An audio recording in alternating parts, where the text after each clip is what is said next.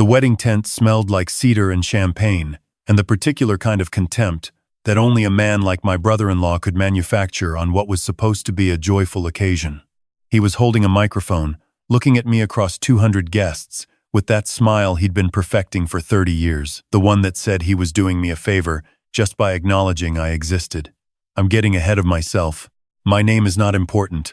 What matters is that I'm 62 years old.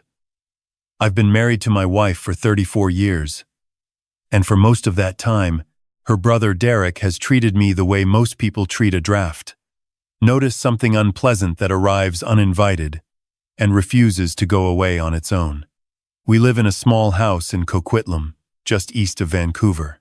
A 2-bedroom bungalow with a garden my wife tends on weekends and a back porch where I drink my morning coffee and watch the mountains. The kind of house where the water pressure drops when the neighbor runs a bath and the kitchen still has the original linoleum from 1987. My wife has never complained about it. Not once. We met in 1989 at a volunteer orientation for the Burnaby Food Bank. She was running the sign-in table. Wearing a yellow cardigan and a pair of reading glasses, she kept pushing up her nose. I was 27. Recently laid off from a warehouse job, trying to do something useful with my time while I figured out what came next. She looked up when I gave her my name and said, "You have good handwriting for someone who looks like he's never filled out a form in his life." I laughed so hard, I nearly knocked over the coffee urn. We were married 14 months later. Her parents attended. Her father shook my hand and told me I seemed like a solid young man. Her mother cried and said my wife had always had good instincts. Her brother Derek, who was 23 at the time, and already behaving like he'd been promised the world in writing, stood in the corner and looked at me the way you look at a chip in an expensive wine glass. Disappointed that it was there, uncertain what to do about it. What Derek never knew, what my wife herself didn't fully understand until much later, was that I wasn't simply a warehouse worker between opportunities. My father had been a complicated man, difficult, often absent, better at accumulating things than relationships. When he died in 1991, he left behind 2 ex-wives, a leaking fishing cabin in Port Hardy, and a legal instrument that took his estate lawyer 6 months to fully explain to me. Mineral extraction rights across 300,000 acres of northern BC, a silent stake in a Fort McMurray pipeline services company, shares in a Calgary-based equipment leasing firm that had been quietly compounding for 18 years. By the time the estate was settled, and the lawyers were paid, and I understood what I actually had, I was worth just over $40 million. I didn't tell my wife right away, not because I didn't trust her, I trusted her completely, but because we'd spent 14 months building something real on honesty and scrambled eggs and bus passes, and I needed to know it was solid before I introduced a variable that could warp everything. When I finally told her, on a Sunday morning in our kitchen with the rain coming down the kitchen window, she was quiet for a long time. Then she said, "Does this mean I don't have to go to Derek's company barbecue this summer?"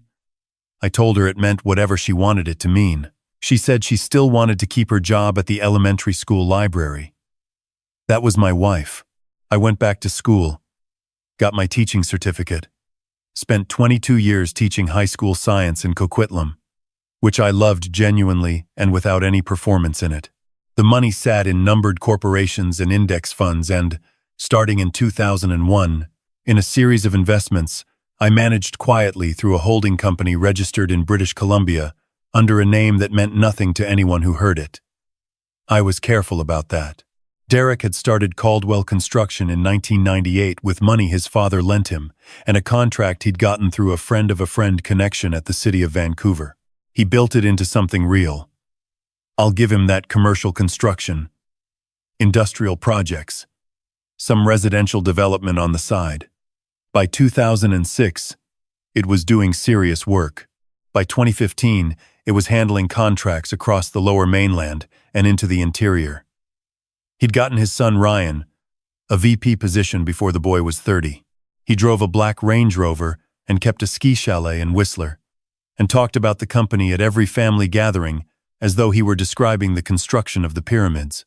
What Derek didn't know was that beginning in 2004, I had been quietly acquiring shares in Caldwell Construction through my holding company. The company had gone through a private placement that year to raise capital for expansion. They'd sold shares to several institutional investors and one numbered corporation that nobody had bothered to look into carefully because the money arrived on time and without questions. I bought more in 2009 when the company needed a cash injection during the recession and Derek didn't want to take on bank debt. More again in 2014 through a secondary transaction when one of the original investors wanted to exit. By the spring of last year, my holding company owned 51% of Caldwell Construction. Derek thought he controlled his own company. He'd been presenting at board meetings, making strategic decisions, signing off on expansion into Alberta and Saskatchewan, talking to his son about succession, planning all of it happening inside a company where I was the majority shareholder. Every significant capital decision required my approval whether Derek knew it or not. My lawyers attended board meetings as representatives of the numbered corporation. Derek had shaken their hands at the annual general meeting 3 years running and never connected it to the man his sister had married. Why did I hold it? Honestly, the investment had been straightforward at the start. The company was well-positioned and undervalued. But as the years went by and Derek's opinion of me never shifted, not even slightly, there was something clarifying about the arrangement. A kind of quiet insurance policy I never planned to use. I wasn't plotting anything. I want to be clear about that. I was just a retired science teacher who owned half a construction company and had never felt the need to bring it up. Until my niece's wedding. Ashley was Derek's youngest, 28 years old. Sharp and warm and nothing like her father in the ways that mattered. She'd gotten a degree in environmental science from UBC, worked for a nonprofit doing watershed restoration in the Fraser Valley, and was marrying a young man named Connor who taught elementary school in North Delta and coached a little league team on Saturdays. I liked Connor enormously. He had the particular quality of people who do good work without needing to announce it. The wedding was held at a vineyard in the Okanagan in July. 200 guests. A reception tent. The kind of BC summer evening where the light goes golden around 7 o'clock and the hills turn purple behind the valley. My wife wore a green dress she'd bought in Kelowna that morning because she'd spilled coffee on her original choice at the hotel. Our son Daniel drove up from Vancouver and sat beside us, looking like a better version of both of us combined. The dinner was lovely. The speeches were mostly lovely. The bride's maid of honor made people cry with something genuine and unpolished. Connor's father talked too long, but meant every word. Then Derek stood up. He'd had enough wine to be expansive. He was wearing a suit that cost more than our first car, and the particular expression of a man who believes he is about to be entertaining. He talked about Ashley growing up. He talked about the family business and what it had taken to build something lasting. He talked about legacy, which is a word people reach for when they mean money and power but don't want to say so directly. And then he turned, with the microphone in one hand and a glass in the other, and he looked at me. "Some of you know my brother-in-law," he said. The way he said it, the slight pause before brother-in-law, the barely there smile communicated something precise. He taught high school for a while. Good man. Simple life. Nothing wrong with that. He raised his glass slightly in my direction. A toast that wasn't quite a toast. My wife's hand tightened on mine under the table. Actually, I've been telling him for years. Come work for us. We always need people at the site level. Supervisory stuff. Doesn't require much. Good hourly rate. Union benefits. Better than sitting on that porch watching the birds. He laughed. Several people laughed with him. The way people laugh at things that aren't funny when the person saying them is paying for the open bar. Maybe Ashley's wedding is the push he finally needs. What do you say? I'll start you at $30 an hour. Generous. I know. 200 people were looking at me. My wife had gone completely still beside me. My son Daniel had put down his fork. Ashley, at the head table, looked like she wanted to say something, but didn't know how to intervene in her own wedding without making it worse. Connor put his hand on her shoulder. I had known, in some abstract way, that an evening like this was possible. Derek had been escalating slowly for years, the comments at Christmas about my car, the questions about my retirement savings delivered in a tone of theatrical concern, The time he'd explained to a table of his business associates that his sister had a good heart, always has, even when her judgment wasn't the sharpest. But something about sitting in this tent, on this evening, watching my wife try to hold herself together while 200 strangers waited for me to accept my assigned role, something shifted. He smiled at Derek. That's a very generous offer, I said. I kept my voice easy. I'll have to think about it. He looked satisfied. That was the look I'd been watching him wear for 34 years. Satisfaction at having placed me correctly in whatever ranking system he carried in his head. He nodded and moved on to a story about the time Ashley was 6 years old and tried to build a birdhouse. My wife leaned close to me. Are you all right? I'm fine, I said. And I was. I was very clear. After dinner, while the dancing started and Derek was holding court near the bar, I stepped outside the tent and called my lawyer. He's a patient man, used to my particular brand of indirect communication, and he listened without interrupting while I explained what I needed. When I finished, he said, "You're sure?" I said I was sure. He said he'd send the disclosure notice within the hour. I went back inside. I danced with my wife to a song she loved. I talked with Daniel about his engineering project in Richmond. I had a piece of wedding cake and told Ashley she looked genuinely happy, which she did. I waited. 45 minutes later, Derek's phone buzzed. He glanced at it. Glanced again. Something changed in his face, a subtle recalibration, like a building settling. He read whatever was on the screen and then read it again. He looked up and found me across the tent. I raised my glass slightly in his direction. He excused himself from the group he'd been talking to and walked toward me with the careful deliberateness of a man who has just understood that the floor might not be as solid as he thought. His wife Sandra tracked him with her eyes from the bar, sensing something, not knowing what. "What is this?" he said. Not a question. He held his phone toward me.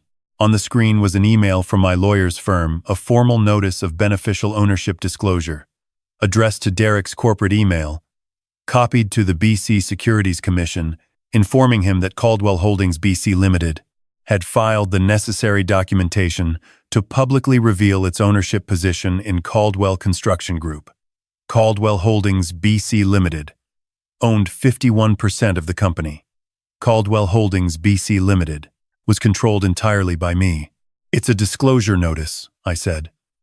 "My lawyers filed it this afternoon. It'll be on the public registry by Monday morning." Derek's face went through several things in quick succession. Disbelief, recalculation, something that might have been anger if he'd been certain enough to commit to it yet. "That's not possible," he said. "It's been possible for about 20 years. I acquired a controlling position gradually through a numbered corporation. You approved the initial share placement yourself in 2004. You shook my lawyer's hand at the AGM in 2021 and told him the company was in excellent shape. You're telling me you've been my majority shareholder since 2016, technically. But I held significant minority positions going back to 2004. The full holding history is in the disclosure documents." He stared at me. "Why? At the start, it was a sound investment. Your company was undervalued, and the fundamentals were strong. Later I paused. Later it became something I held because it was there, and I never had a reason to use it. And now you have a reason." I let that sit for a moment. "The Alberta expansion," I said. 3 months behind schedule, and the cost overruns are significant.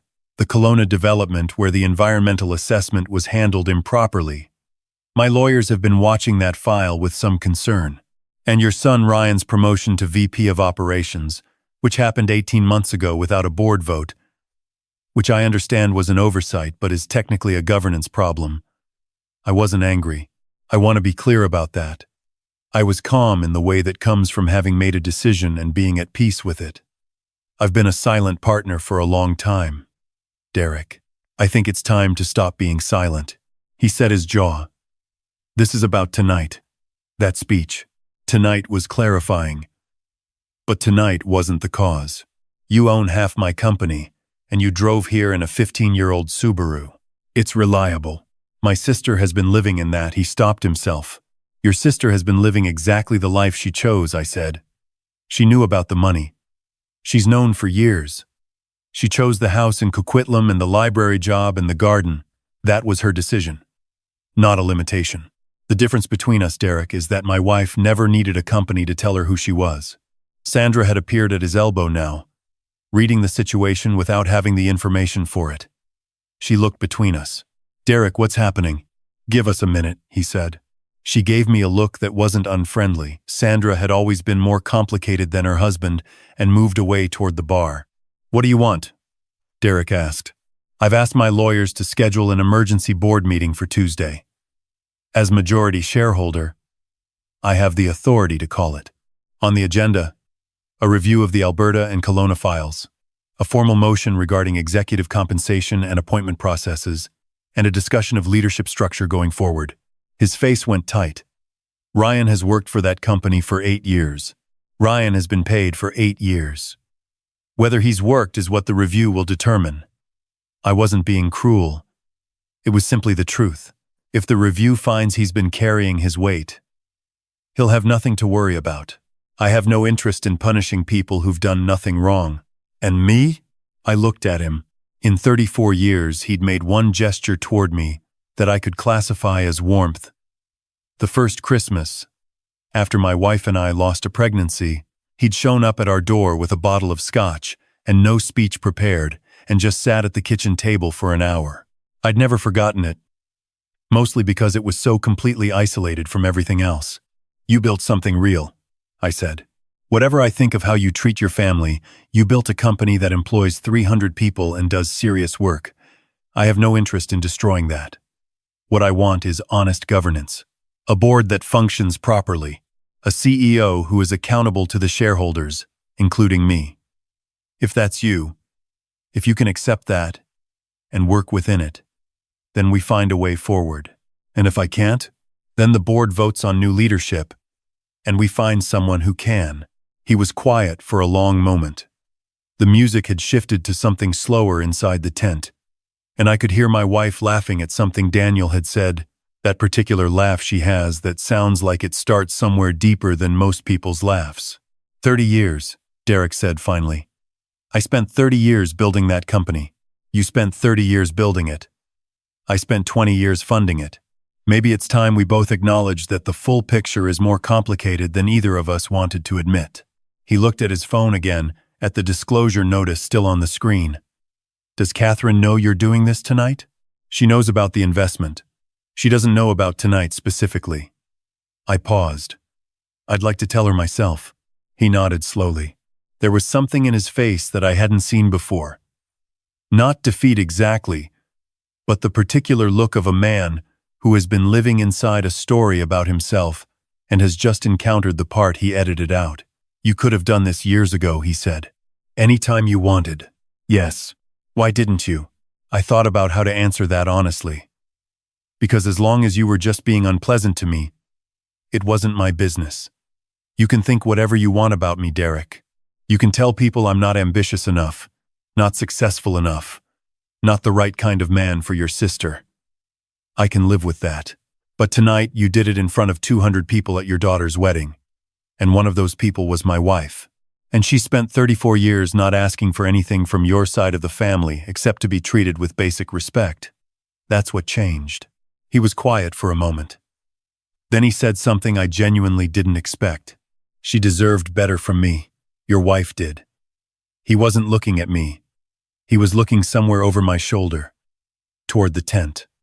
I knew it at the time, and I did it anyway. I didn't know what to do with that exactly. I said, the board meeting is Tuesday at 10. My lawyers will send the formal notice tonight. He nodded. He walked back toward the tent. I stood outside for a moment longer in the Okanagan dark, listening to the music and the distant sound of the irrigation system in the vineyard, and somewhere further out, a coyote doing what coyotes do in July in the southern interior. When I went back inside, my wife was talking with Ashley near the dessert table. My wife looked up when she saw me, and there was something in her expression, a question that wasn't urgent, that could wait until we were alone. I went to her and took her hand. Are you going to tell me what that was about? Ashley asked, looking between us. She had clearly seen Derek's face when he returned. "On Tuesday," I said. She narrowed her eyes. "It has something to do with the company, doesn't it?" "It does." "Good," she said. And then she went to find her new husband. In the car driving back to Kelowna that night, my wife was quiet for a while. The highway ran through the dark valley, the headlights picking out the sagebrush and the road signs and the occasional pair of eyes in the ditch. Then she said, "You finally told him." "I finally did something about it." "How did he take it?" "Better than I expected." Toward the end, I paused. "He said you deserved better from him." She looked out the window. "He's not wrong about that." "No." "How long has this been coming?" "The disclosure?" "I decided this morning, after you told me what he was planning to say tonight." I glanced at her. I didn't know exactly what he'd say, but I knew it would be something. "You should have told me earlier," she said. "About the company. When you bought in, you should have told me." "I know. I would have wanted to know." "I know that too." She turned back to the window. The lights of Kelowna came up ahead of us in the valley, reflected in the lake below. "Was it difficult?" she asked. "Holding it all this time without saying anything?" I thought about that honestly. Some days. The Tuesday board meetings were the strangest part, sitting in a room with your brother, listening to him talk about the company's future, knowing what I knew and saying nothing. "Why did you finally do it tonight?" "Because of what he said." At the microphone, she was quiet. "I can take most of what he dishes out," I said. "I've been taking it for 30 years. But he did it with a microphone, in front of your friends and your niece's wedding guests. And the thing that bothered me wasn't what he said about me. It was the assumption that he could just I stopped. He assumed you'd be embarrassed.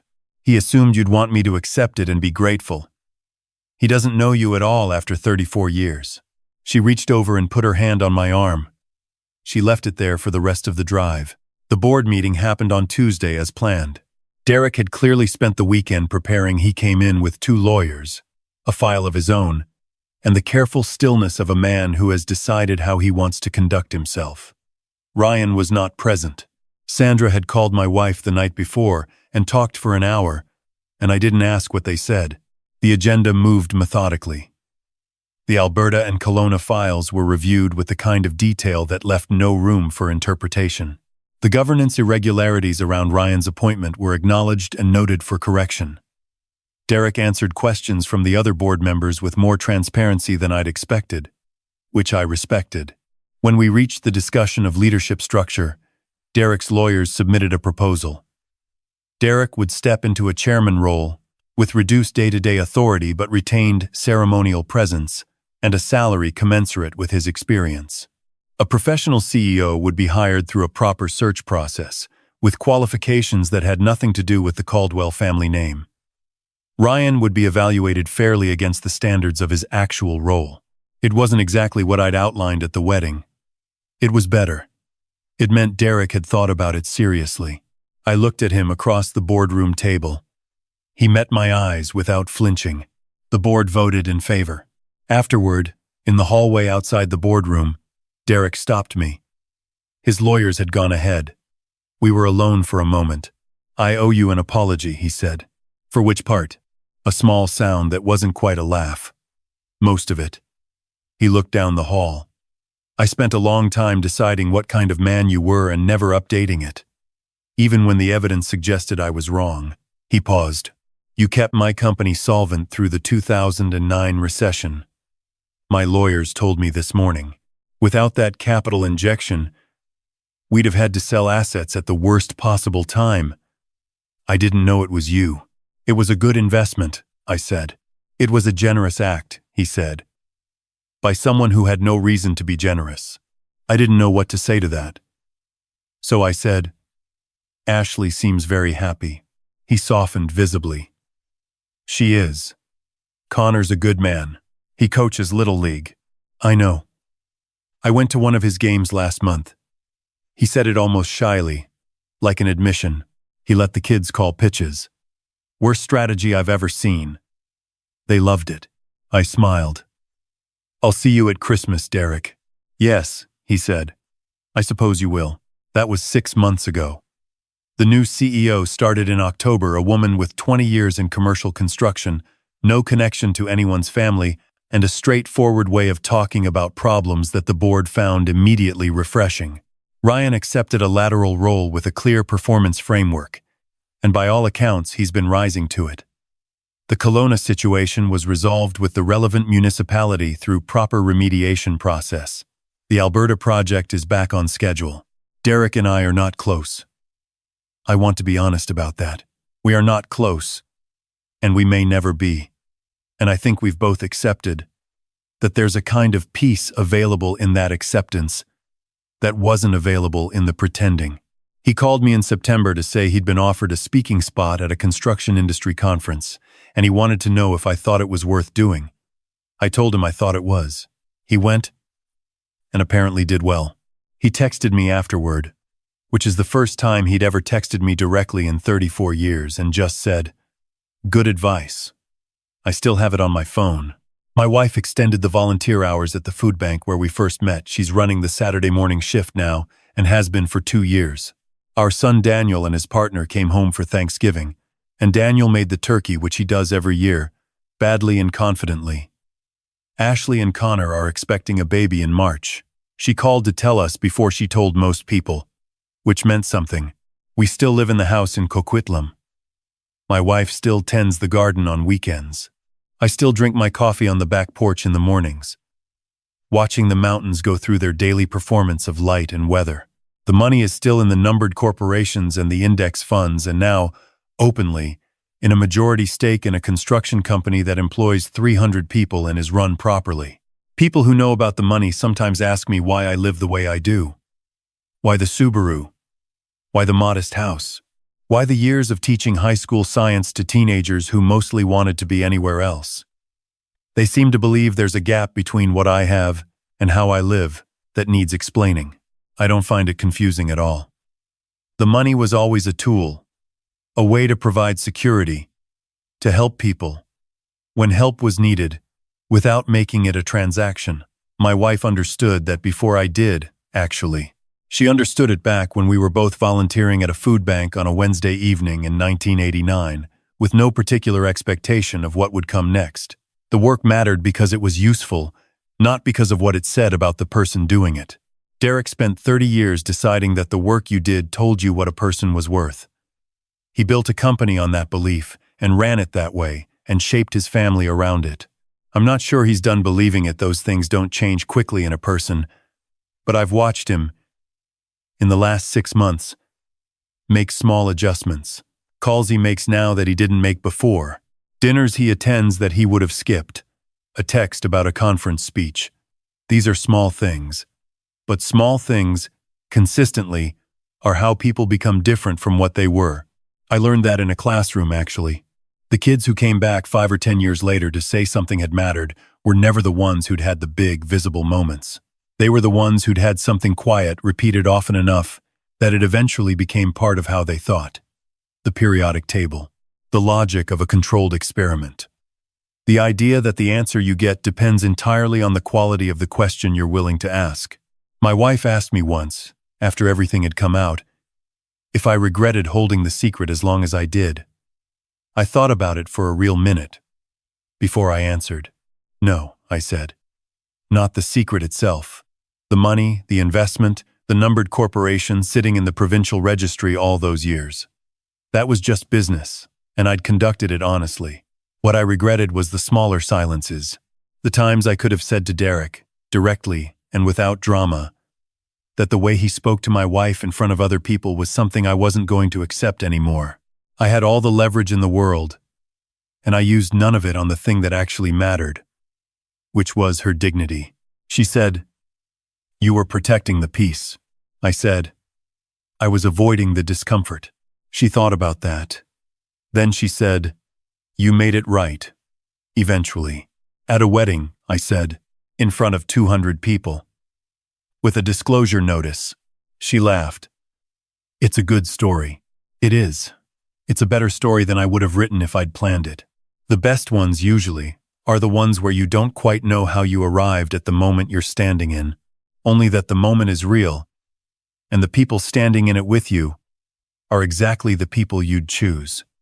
My wife, in a green dress she bought that morning, my son putting down his fork, my niece with her new husband's hand on her shoulder, watching me with an expression I hadn't seen on her face before, something like respect. The quiet, uncomplicated kind. That's the kind of wealth you can't file a disclosure notice about. There's no registry for it, no numbered corporation, no quarterly statement. It just accumulates, year by year, in kitchens and gardens and early mornings on the back porch, until one day you look at what you have and you realize you've been rich for a very long time.